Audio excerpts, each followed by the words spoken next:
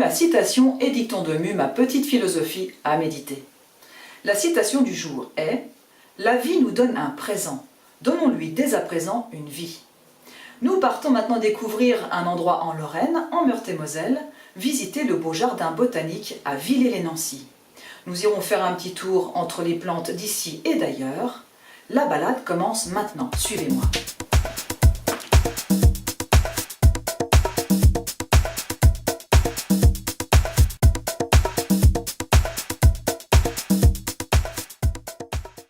Sur 32 hectares, le parc du jardin botanique Jean-Marie Pelt regroupe plus de 6000 plantes de tous les continents et témoigne de la richesse du monde végétal, des plantes rares et communes de nos régions aux espèces originaires de contrées plus lointaines. Les serres tropicales de 2500 m² et leurs 6000 espèces offrent un dépaysement total. Nénuphars géants, orchidées, aracées, bananiers, cactus, d'imposants herbiers véritables archives de la nature, consultés et enrichis par la communauté scientifique des botanistes sont également conservés sur le site.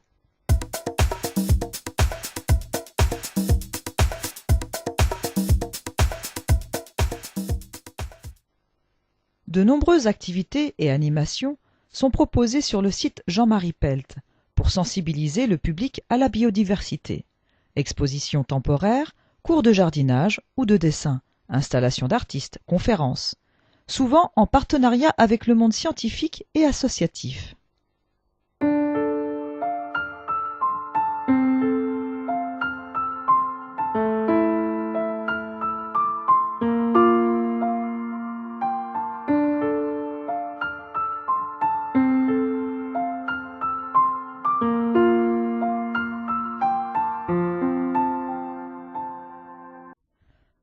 Le premier jardin botanique de Nancy est créé en 1758 par Stanislas, duc de Lorraine et de Bar.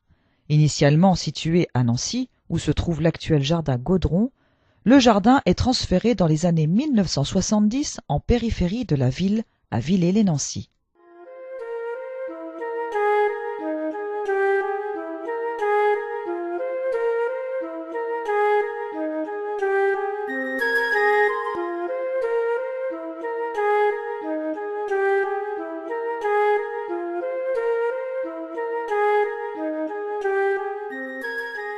À la fin du XIXe siècle et au début du XXe, Nancy s'illustre dans le monde entier par l'émergence d'un mouvement artistique que l'on désigne sous le nom d'École de Nancy.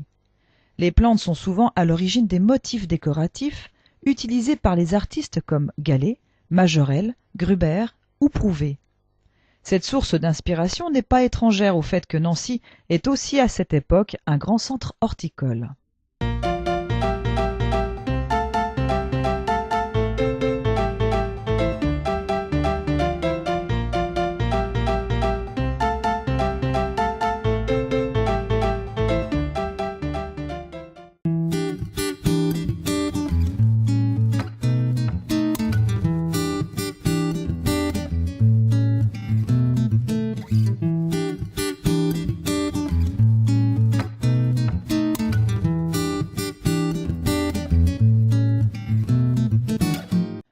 La chapelle Sainte-Valérie, située dans le parc du Jardin botanique, vient tout juste d'être rénovée.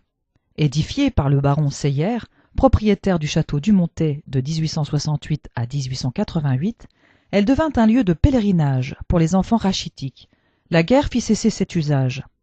Jamais ouverte au public depuis l'existence du Jardin botanique, la chapelle a été entièrement rénovée entre 2015 et 2017.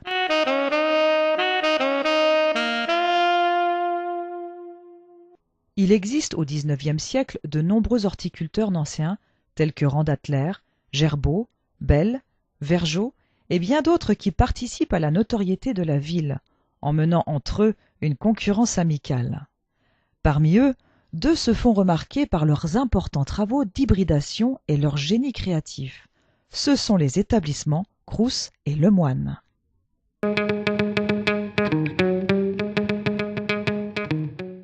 François-Félix Crous s'installe en 1863.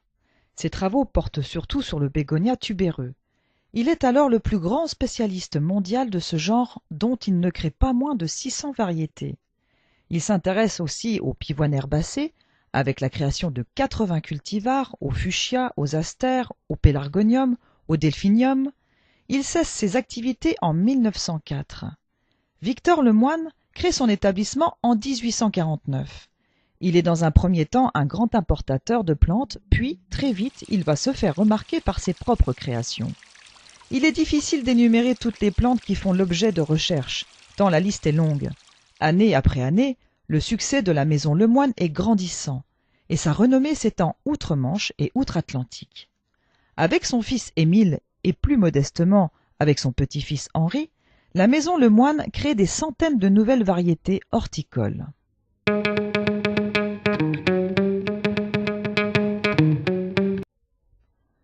Malheureusement, l'établissement ferme ses portes en 1968 et le remarquable patrimoine horticole lorrain qu'il a créé n'est pas consacré localement. Ainsi, une part très importante des variétés disparaît. La collection consacrée aux obtentions horticoles lorraines a donc pour ambition de rassembler le plus grand nombre possible des créations obtenues par les établissements horticoles lorrains, qui ont fermé leurs portes les uns après les autres. Ce travail de prospection et de multiplication se poursuit toujours de façon à réunir au Jardin botanique du Montet une partie de l'héritage culturel et horticole lorrain, et rendre ainsi un légitime hommage à nos illustres horticulteurs.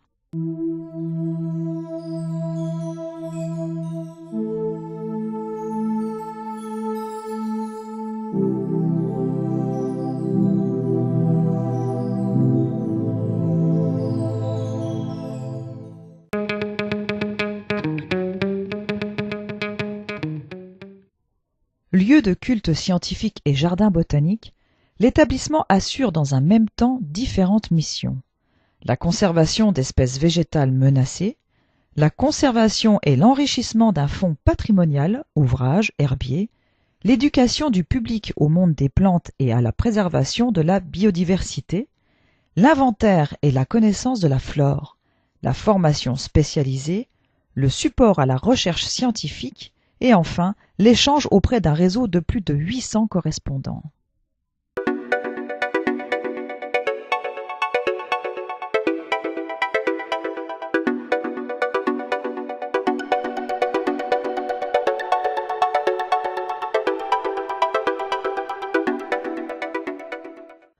De nombreuses actions et événements sont régulièrement organisés.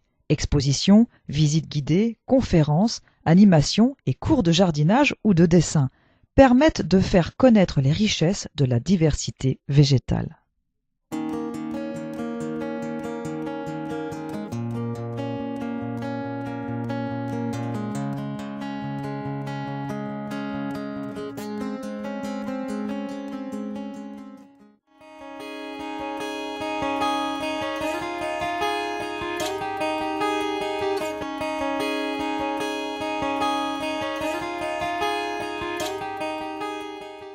Jardin remarquable, le Jardin botanique est aussi membre de l'association Jardin botanique de France et des pays francophones. Les collections comprennent près de 12 000 espèces, dont la moitié dans les serres tropicales.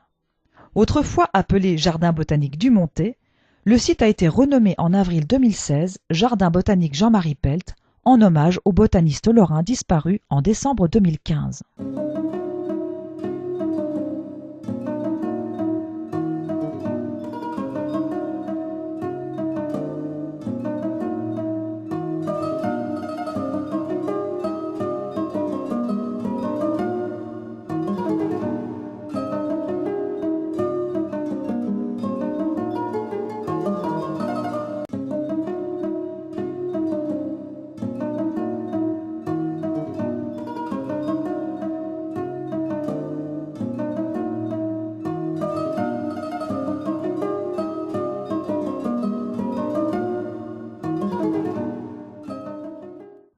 Dans les serres tropicales, c'est le dépaysement assuré. Les 5 grandes serres ouvertes au public permettent de découvrir des plantes du monde entier. Une serre est consacrée aux plantes épiphytes et aquatiques, avec le fameux nénuphar géant d'Amazonie et des jacinthes d'eau. Une petite mangrove y est même reconstituée. Une serre est dédiée aux plantes utiles à l'homme comme le cacaoyer, le caféier, le papayer, les épices, l'hévéa et l'aloe vera.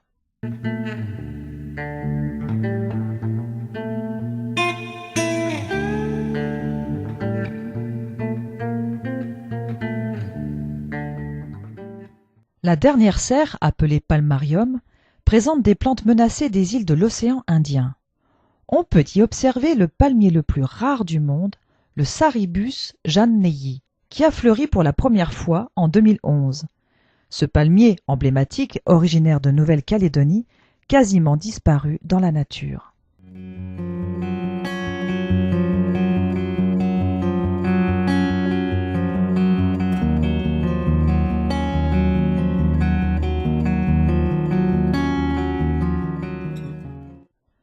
La serre au milieu aride permet d'observer des plantes d'Amérique ou d'Afrique, cactus géants, aloe, agave et même les plantes cailloux d'Afrique du Sud.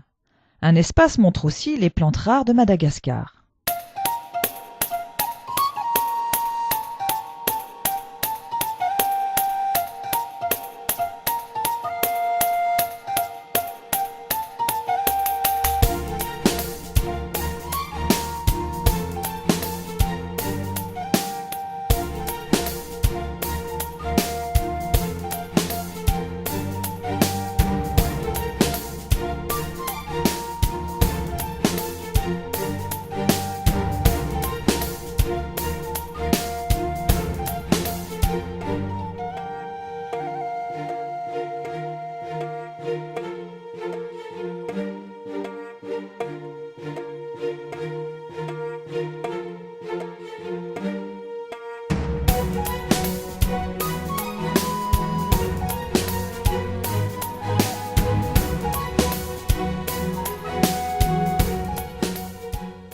C'est vraiment un jardin remarquable. On peut découvrir, s'émerveiller, rêver, s'asseoir sur un banc pour lire ou tout simplement l'écouter vivre dans une atmosphère sereine. C'est tout cela, le jardin botanique Jean-Marie Pelt.